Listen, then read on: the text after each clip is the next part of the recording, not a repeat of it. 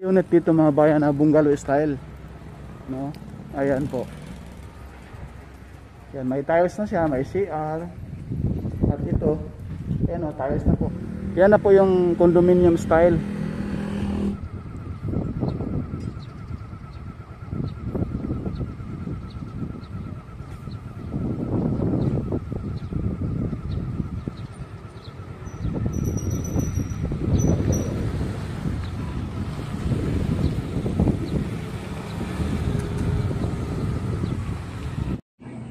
Good morning po mga kabayan. Welcome sa ating latest update rito po sa mismong Banlig, Calamba City, Laguna, na kung saan dito po itatayo yung mismong future depot ng PNR NCR South.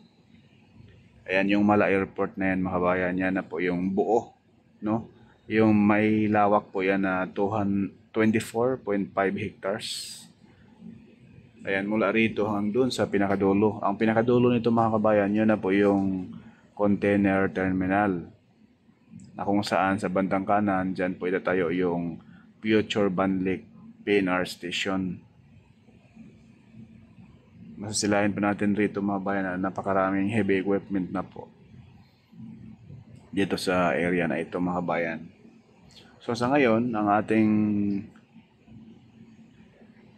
content talaga mga kabayan ay itong pabahay ng ating gobyerno sa ngayon. So dito po natin makikita mga kabayan yung inyong pinaghirapan na tax, no? Ito na yung tax ninyo mga kabayan. So yung mga row house na yan po ay pinagawa pa po yan ng dating Pangulong Duterte. At yan mga bungalow house style mga kabayan.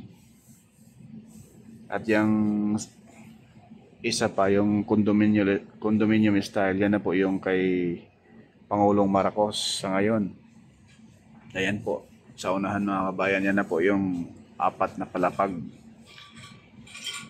Doon po sa Cavite, mayroon din po yan mga kabayan.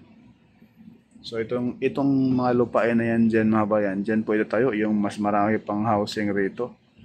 At dito sa Kabuyaw sa may area ng Calamba, ito po yung area. At katabi nito mga bayan, sa may bandang Kabuyaw, mayroong pinapatayo po yung current administration ngayon. Yun po yung 6 na palapag na condominium style din. Dahil doon sa Kabuyaw mga kabayan, napakarami pong mga kabayan natin doon na laging binabaha yung kanilang kabahayan. Yan na po yung pinapatayo ni Marcos mga kabayan. Yan o. 4 na palapag po yan na pabahay. Kahit anong ulan, baha, hindi na yan aabutin mga kabayan dahil napakataas na po yan. At hindi na po natin masyadong ilayo yung ating drone dahil napakalakas yung hangin. Grabe. So bukod ba dyan sa tapos na, napakaraming building na yan na naitayo sa bandang kanan natin. Ito po, may bago sa gawing kaliwa mga kabayan. Yan na po yan, baka abot ang mga 5 palapag or 4 din po, gaya doon sa bandang kanan. Malaking good news mga kabayan dahil yung mga kababayan natin na pinaalis doon sa PNR, dito raw patirahin. So napakaswerte naman nila. Grabe mga kabayan, ano? At pati rin yung nasa tabing ilog na napakadelikado yung lugar pag bumabaha. Dito na rin palipatin. So napakaswerte naman nila mga kabayan. So ito na po, makikita na po natin mga kabayan yung inyong mga pinaghirapan, no? Dugo at pawis sa inyo, galing po ito sa tax ninyo mga kabayan. Masalain na po natin yung napakaraming building dyan. Ayan po, ilang unit na po yan. Napakarami na po yan mga bayan.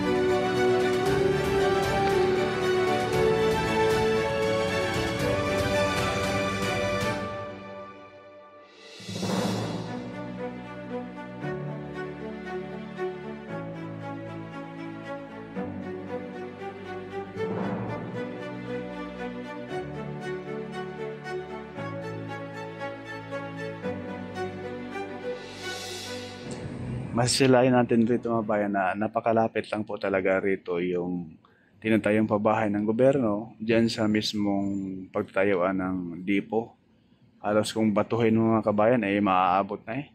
Ayan po sa bandang kaliwa yung Mala Airport, yung pahaba. Yan na po yun. Yan na po yung portion na yan mga kabayan. Yan o, grabe ang sobrang ano na po, sobrang lapit laang. At kagandahan po rito sa area, magkakaroon po ng station. At dito rin po, magkakaroon ng connection doon sa gagawing Laguna Lakeshore Project. Dito po sa may San Cristobal. Dito po yung exit sa Calamba.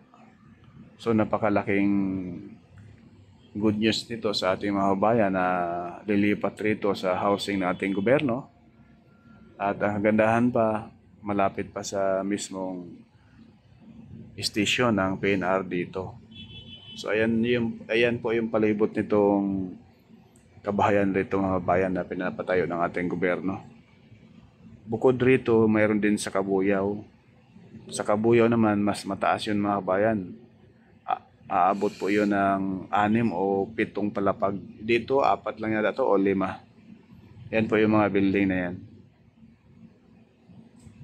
4 or 5 mga kabayan, yan lang po. No? So ngayon, ipakita ko po sa inyo yung mga bungalow house. Unit dito mga bayan na bungalow style. No? Ayan po.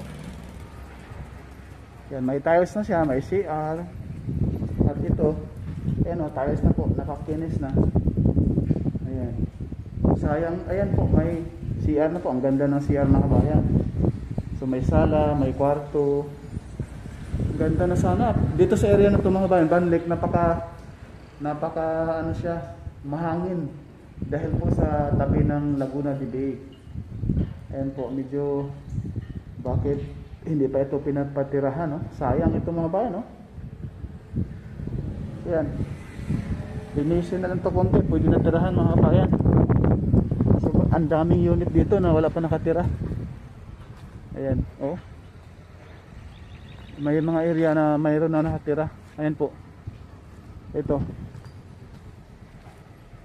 Sana matirahan na to, mapakinabangan ng sambayan ng Pilipino, no? Bukod rito mga bayan, ito ay bungalow style. Yung pinapagawa sa current administration ngayon, yan. Yan sa tapat, yung condominium style na po yan mga bayan. Ayan o. Bali 4 o 5 palapag po yan. Ayan o. Yan na po yung condominium style na hindi ka na abuti ng baha rito sa Banlik, dito sa Calamba. Yan po, condominium style na po yan mga bayan. At ito ay ano, sayang to dahil bakit wala pa nakatira, nakatiwangwang lang. Pero ready na po ito tirahan mga bayan, no? Sobrang ganda naman. Kaso pinasok lang ng alikabok sa loob, pero pag malinis na yan, maganda na yan. Ang ganda pa ng tiles. So yan lang po mga bayan yung ating latest update sa mga pabahay ng ating gobyerno. Sana po yung mga bahay na wala pa nakatira, mabigyan na po yung mga walang bahay. Sayang.